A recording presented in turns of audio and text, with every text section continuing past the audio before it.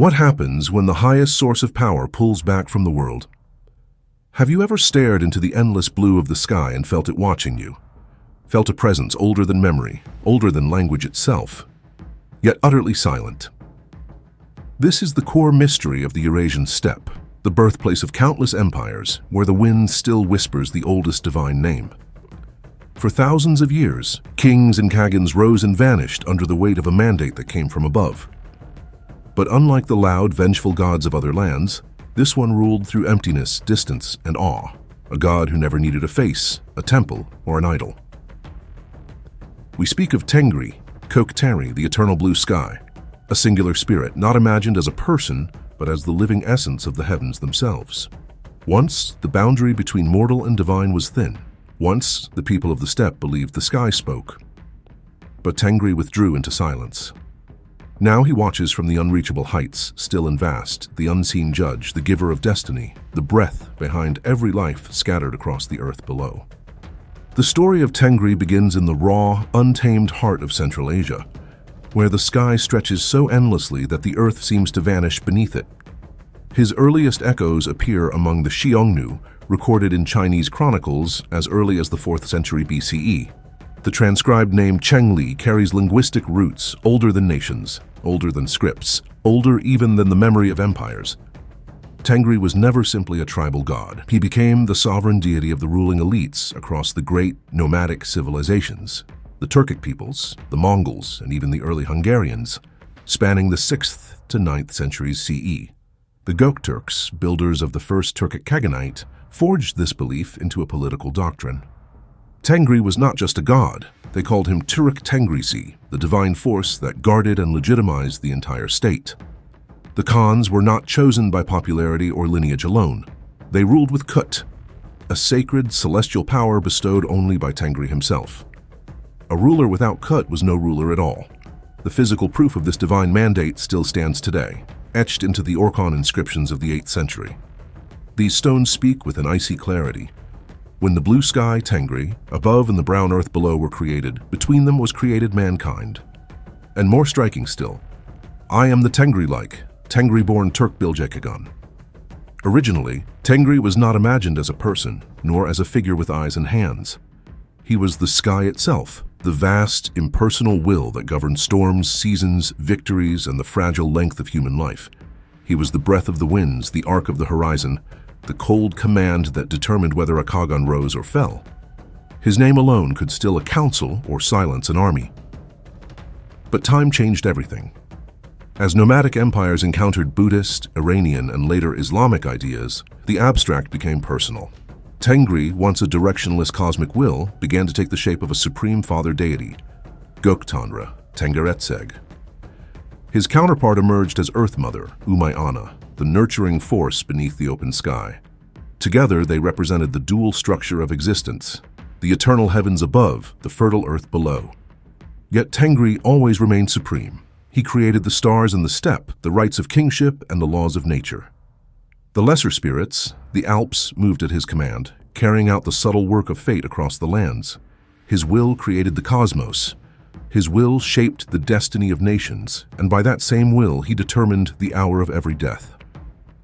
Tengri is not a god who shouts. He is a god who decides.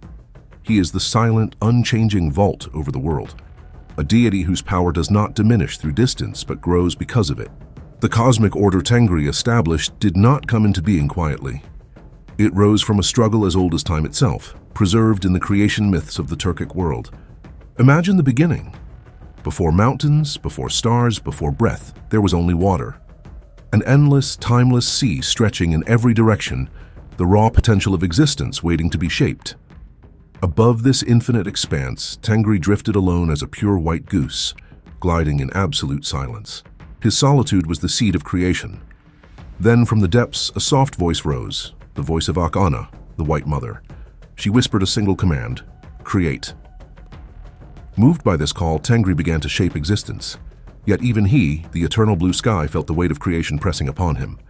To ease his isolation, he brought forth a companion, a being named Erkishi. But unlike Tengri, this new being was not perfectly pure. His whiteness was dimmer, his essence was incomplete. Together, they crafted the framework of the universe, separating the sky from the brown earth, ordering the waters and preparing the world for life. But creation carried its own danger. Duality makes room for rivalry. Erkishi, born from Tengri, yet lacking his purity, began to desire independence and power. In the myths, he twists into a dark entity, a deceiver, intent on dragging humanity into chaos. His corruption becomes the world's first fracture. Seeing the rise of darkness, Tengri withdrew.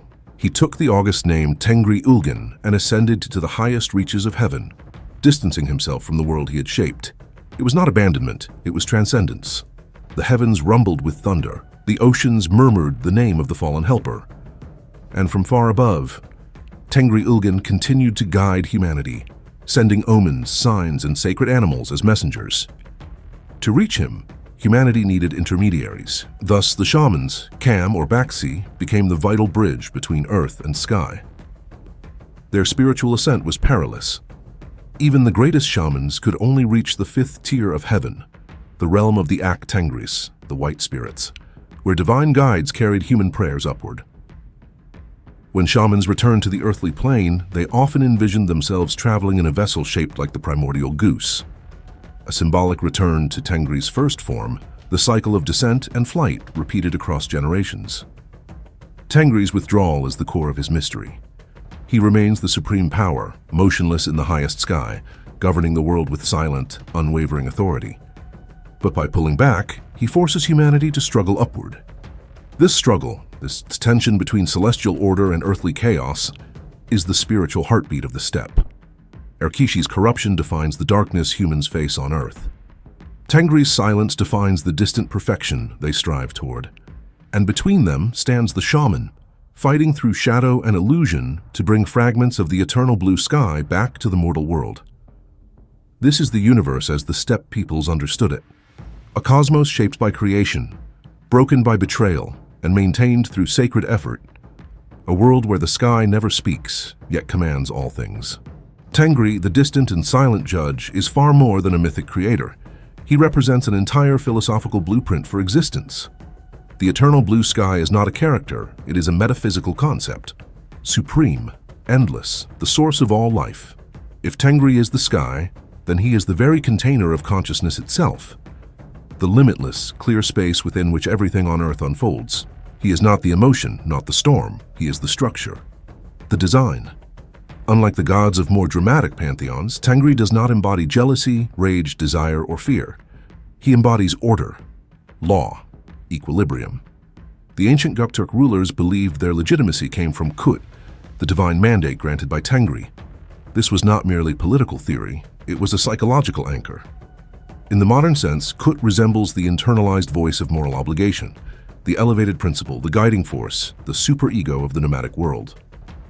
When rulers strayed from justice or wisdom, Tengri withdrew his mandate. Collapse followed. Disorder was the visible sign of divine disapproval. Opposing Tengri's clarity is Erkishi, the fallen companion who descended into the realm of shadow and chaos. If Tengri is the transcendent sky, Erkishi is the earthly condition, the weight of being human.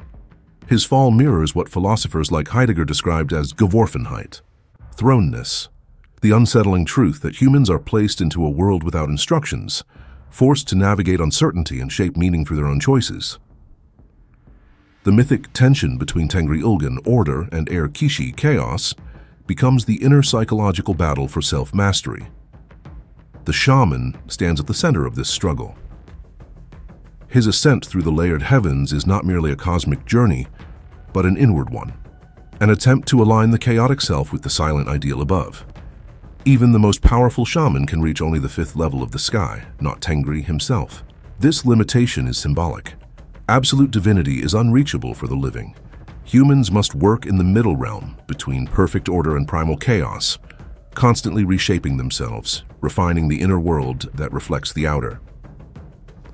The esoteric geometry of Tengriism is built on sacred polarity. Tengri, the vertical axis, represents spirit, transcendence, intellect. Umayana, the Earth Mother, embodies nurture, fertility, grounding. Between them flows the entire cycle of life and death. Tengri grants Jayayan, the divine will, an energy so powerful it can override even the normal flow of cosmic law. Through this lens, the white goose gliding over the primordial ocean becomes a symbol of pure, unformed potential. The silence of the sky becomes fullness, not emptiness. And the entire cosmos becomes a living map of consciousness, heaven above, shadow below, humanity suspended between. The hidden lesson is simple but profound. Tengri does not punish, he does not rage, he simply is. He allows chaos to exist so that humans thrown into the struggle of existence must find their own kut, their own inner light, despite fear, uncertainty, and the darkness that Erkishi introduced into the world. In this way, the eternal blue sky becomes not only the home of the divine, but the reflection of the highest possibility within the human spirit. The influence of the eternal blue sky extends far beyond the ancient steppe. Its echoes, subtle yet unmistakable, continue to shape languages, mountains, politics, and cultural memory across continents. The most enduring trace lies in language itself. The Turkic name Tengri, once the title of the supreme celestial deity, survived in modern Turkish as Tanrı, the everyday word for God. This linguistic evolution shows how the monotheistic essence of the sky god, eternal, singular, supreme, slid naturally into later Abrahamic frameworks. Scholars even draw comparisons between Tengri and Allah or Khuda, not as equals, but as parallel expressions of a universal idea, divinity as the boundless, unseen authority. Geographically, Tengri's legacy is carved into the Earth's highest places. The great pyramid-shaped peak of Khan Tengri, Lord Tengri, towers over the Tian Shan range, commanding the frontier between Kazakhstan, Kyrgyzstan, and China. At nearly 7,000 meters, it stands like a gigantic altar to the sky. In Uyghur, the range is still called Tanri Tagi, the Mountain of Tengri. Even Antarctica bears his mark through the Tengri Mountains, named in honor of the ancient deity. In Mongolia, sacred peaks such as Tengri continue to anchor Tengri's spiritual geography to the land. Tengri's shadow also stretches into politics and identity. The Mongol Empire, forged under Genghis Khan, rooted its authority in Mongkengri Yin Kuchundur by the power of the eternal heaven. This belief supported extraordinary religious tolerance, allowing Buddhism, Islam, shamanism, and Christianity to coexist under one celestial mandate. Even today, cultural movements look back to Tengri as a symbol of primal freedom and cosmic legitimacy. The Mongolian folk metal band Tengri Cavalry, for example, represents the enduring fascination with the sky god and the steppe ethos. Tengri's influence is not loud or obvious. It is like the sky, present above everything, judging silently. The eternal blue sky remains the invisible horizon against which human power rises and falls, a reminder that authority is temporary but the heavens endure. We have followed Tengri from the primordial white goose gliding over endless waters to the silent cosmic force shaping the destinies of empires. His legacy teaches a profound truth. The greatest power is not expressed through thunder or speech, but through calm, impenetrable presence. Tengri is eternal, unmoving, the measure by which all mortal actions are judged. His myth reveals a duality at the core of existence. The tranquil perfection of the heavens contrasted with the necessary struggle born from Erkishi's fall into chaos. This conflict does not exist only in the sky. It lives within every human being trying to carve meaning out of uncertainty. The true spiritual task is not to seek Tengri somewhere far above, but to awaken Kut, the divine spark, within ourselves. In doing so, we walk the earth Tengri-like, guided by the silent law of the heavens. Perhaps Tengri is humanity's purest mirror, reflecting both our capacity for cosmic order and our potential for self-inflicted darkness. He remains silent, yet ever present, and we are still standing below that vast, unblinking sky, still searching, still listening. The sky waits.